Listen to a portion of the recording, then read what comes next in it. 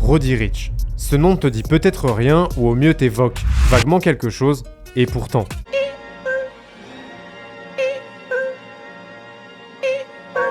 Ouais, comme la planète entière, tu t'es ambiancé sur un de ces morceaux.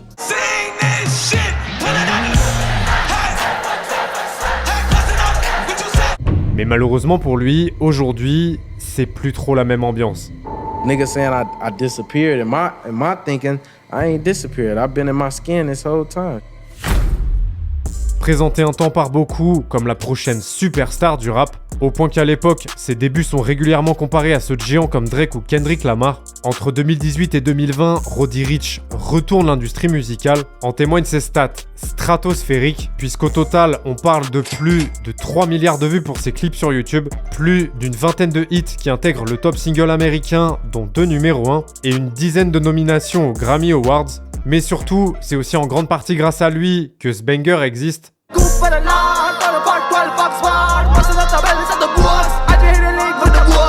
À premier degré, je m'ambiançais fort sur cette version. Bref, il se trouve que depuis quelques temps, Roddy, qui dominait TikTok avec ses sons pendant le premier confinement, enchaîne désormais les projets très mal reçus par le public et se fait tailler de partout sur internet, l'obligeant même à désactiver ses comptes Twitter et Instagram. Comment Roddy Ricch est-il passé d'un gamin membre d'un gang à star mondiale à un artiste qui, d'après certains, a aujourd'hui totalement ruiné sa carrière? C'est ce que nous allons découvrir ensemble dans cet épisode de Frères Castor. Notre histoire commence à Compton, dans la banlieue sud de Los Angeles. C'est dans cette ville que grandit Roddy Ricch, principalement élevé par sa mère, sa grand-mère et ses oncles. Un endroit tristement célèbre pour la violence qui y règne, notamment à cause des nombreux gangs locaux, et qui est considéré comme une des villes les plus dangereuses des États-Unis. Trafic de drogue, vols, fusillades, meurtres font tragiquement partie du quotidien de ses habitants. Mais malgré cet environnement hostile, dans son enfance, Roddy est bien entouré par sa famille dont il est très proche, et c'est d'ailleurs grâce à un de ses oncles qu'il découvre le rap et qu'il développe une passion pour la musique. It's my aunt Randy. Nah, I'm just giving him a tour and shit. And he started me on the recording shit, just had me in the back and shit, just right here too. Yeah, right in, this in the back house. À seulement 8 ans, un âge où perso, je dormais encore avec la lumière parce que j'avais peur du noir, Roddy Ricch, lui, lâche ses premiers freestyles. Et en 2011, à l'âge de 12 ans, alors qu'il accompagne sa mère à l'église, comme chaque dimanche, il croise la future légende du rap Kendrick Lamar, devant lequel il rappe son meilleur couplet. Kendrick was a real big inspiration for me. I seen him when I was younger, because I rapped for him when I was like 12 years old. And he was just like, you good. Pour te donner une idée de la dinguerie, c'est comme si un petit 12 piges qui fait du foot jouait devant Mbappé et qui lui disait qu'il était chaud. Bref, une rencontre déterminante puisque l'immense succès de Kendrick les années suivantes va beaucoup inspirer Roddy. Mais malheureusement, en parallèle de la musique, durant son adolescence, il va suivre la même trajectoire que beaucoup de jeunes de Compton, à savoir qu'au fil de sa scolarité, lui, qui est pourtant bon élève, va progressivement délaisser l'école pour traîner de plus en plus dans la rue. Et à 15 ans, il intègre les Park Village Compton Crips, un gang affilié aux Crips.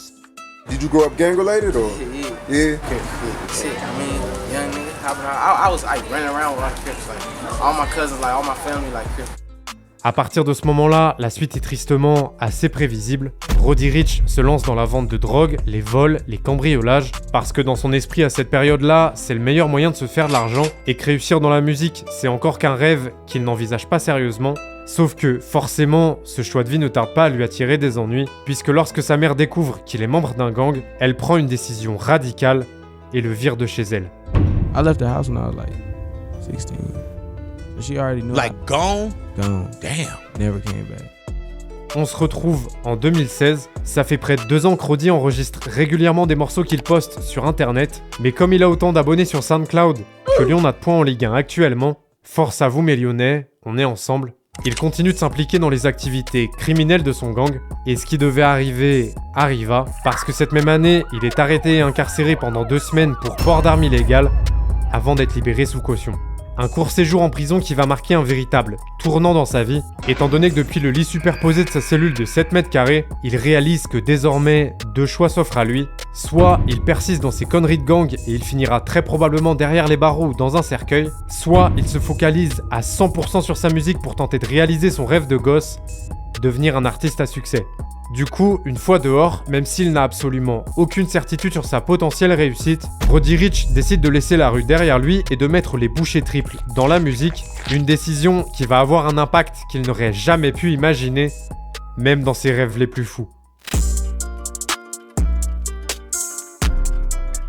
Le 22 novembre 2017, Roddy Ricch, qui vient tout juste de fêter ses 19 ans, balance sa première mixtape Feed the Streets, qui comprend notamment des titres comme Fuck It Up, Rich Vibes ou encore Chase the Bag.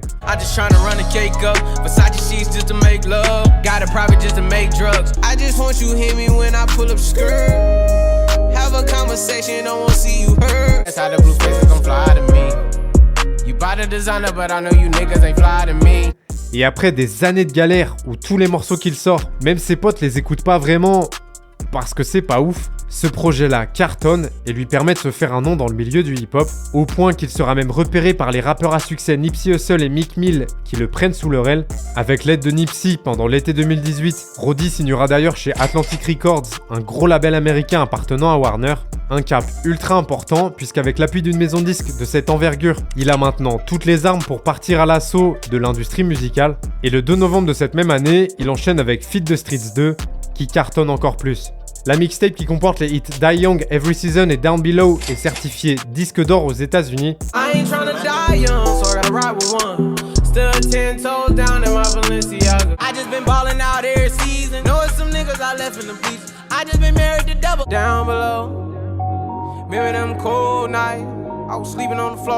Roddy Ricch est en train d'exploser et les mois suivants, il collectionne les réussites. Tous ces clips tapent des dizaines, voire des centaines de millions de vues. Les médias se l'arrachent. Il collabore avec des poids lourds du rap américain comme Nipsey Hussle, Post Malone ou Mustard pour ne citer que.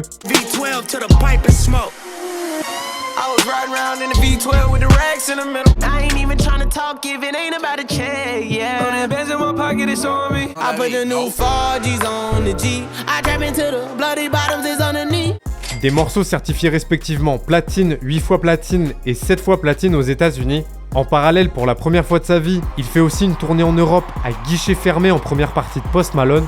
Bref, l'année 2019 est clairement son année, et pour Roddy, qui est désormais validé publiquement par des personnalités comme Rihanna, LeBron James ou Young Thug, ça paraît difficile de faire mieux. Et pourtant, par on ne sait quelle sorcellerie, il va réussir à frapper encore plus fort.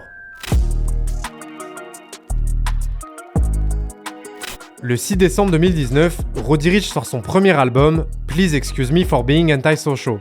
Et autant dire que le succès est au rendez-vous. Dès la première semaine, le projet s'empare de la première place du top album américain et s'écoule à 101 000 exemplaires. Please Excuse Me for Being Antisocial est validé à la fois par le public et la critique. Roddy ne peut pas rêver mieux, mais ça, c'est que le début, puisque par la suite, un titre en particulier va littéralement exploser les compteurs. The Box.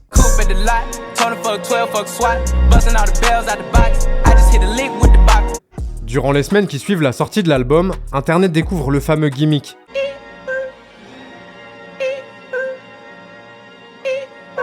Et là, ça devient n'importe quoi.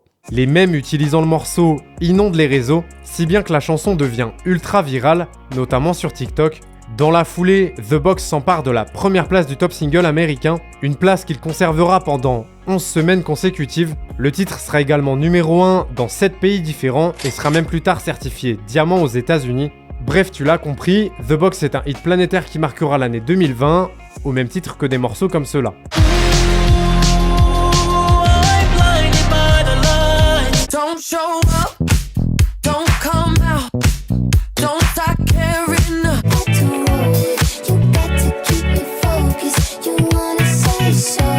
Une perf monumentale pour une chanson qui en plus a été enregistrée en une quinzaine de minutes à 7h du matin après une longue session nocturne en studio. À seulement 21 ans, Roddy Ricch se retrouve à la première place du top single et du top album américain et surpasse des géants de l'industrie musicale comme Justin Bieber ou Selena Gomez qui eux aussi viennent de sortir leurs projets respectifs. Mais malheureusement pour lui, le rêve éveillé qu'il est en train de vivre ne peut pas durer éternellement. Il est monté tellement haut que la chute semble inévitable. A steady incline is the best thing. Just in general, like you never want to rise to the top too fast because usually when you get to the top, there's no other way to go but down. Right. Alors que Roddy Ricch est au sommet et que tout le monde s'attend à ce qu'il profite de la hype et qu'il surfe sur le tsunami de boxe, étonnamment, il va se faire très discret, peut-être même trop discret, parce qu'hormis quelques collaborations ici et là avec des artistes comme DaBaby, Pop Smoke ou Kanye West, Let's go. Brand new Lamborghini, fuck a cop car. She wanna cut two with the woo. Hey, she wanna fuck with the woo. And I cannot sell my soul. Jesus saved my soul. Roddy disparaît volontairement des radars pendant un temps, et le truc, c'est que dans les rares interviews qu'il accorde, il annonce sans pression que son prochain album sera un véritable chef-d'œuvre, un futur classique. Sauf que, forcément, en entretenant le mystère et en promettant un projet de zinzin, la barre est placée extrêmement haut et le public en attend beaucoup. Donc lorsque 2 ans après le premier, il sort son deuxième album Live Life Fast le 17 décembre 2021, c'est la douche froide. Le projet reçoit un accueil plus que mitigé, et pour beaucoup, le chef-d'œuvre tant attendu est en réalité fade et sans âme comme un hiver sans raclette. Je suis pas méga sûr de cette comparaison. Ses fans ne vont d'ailleurs pas hésiter à exprimer leur déception publiquement sur internet. Un coup dur pour Roddy Ricch qui va essayer de rebondir rapidement en postant un extrait d'un titre inédit sur Twitter quelques semaines plus tard. Hey, I've been low, I've been high, I've been out my body, out my mind. Mais malheureusement pour lui, c'est pire que tout, puisqu'il va se manger une session vanne d'une rare violence, au point que dans la foulée, il publie une story dans laquelle il dit « J'imagine que je suis un flop maintenant ». C'est un délire, avant de désactiver ses comptes Twitter et Instagram. À ce moment-là, Roddy se sent profondément humilié. Lui qui, à peine 2 ans en arrière, était présenté comme l'enfant prodige, prochaine superstar du rap, se fait désormais troller par tout internet. I'ma be real and a human with all the shit that's been going on the internet. Let me just fall back a little bit, take my time to think. Et après une pause nécessaire loin des réseaux, il revient en novembre 2022 avec la mixtape Feed the Streets 3, une tentative de retour aux sources qui une nouvelle fois ne convainc pas plus que ça. Et en parallèle de sa carrière musicale qui avance désormais au ralenti, tragiquement, au cours des dernières années, Roddy traverse également des épreuves difficiles dans sa vie personnelle. En 2022 par exemple, un membre de sa famille frôle la mort suite à une crise cardiaque. Puis il y a quelques mois, la mère de son fils l'attaque en justice et demande la garde exclusive de leur enfant. Une succession d'événements qui ont très certainement contribué aux difficultés qu'il rencontre à se focaliser pleinement sur sa musique. Mais ça n'empêche qu'il reste un artiste ultra talentueux, et même s'il ne sortira probablement plus jamais un aussi gros hit que The Box, Roddy Ricch, qui pour rappel a seulement 25 ans, a très clairement le potentiel pour avoir une belle carrière devant lui s'il se retrouve à nouveau dans de bonnes conditions et qu'il s'en donne les moyens. I feel like I want my legacy to be someone who remained the same but leveled up. I do want to become a legend, a great, somebody who just rose above everything. Si tu as apprécié cette vidéo et que tu veux que j'en fasse d'autres, tu le sais, lâche un gros pouce bleu. Je t'invite à aller regarder cette vidéo dans laquelle je te raconte pourquoi Tupac a été brutalement assassiné, ou celle-ci qui explique comment Doja Cat est entré en guerre contre ses propres fans.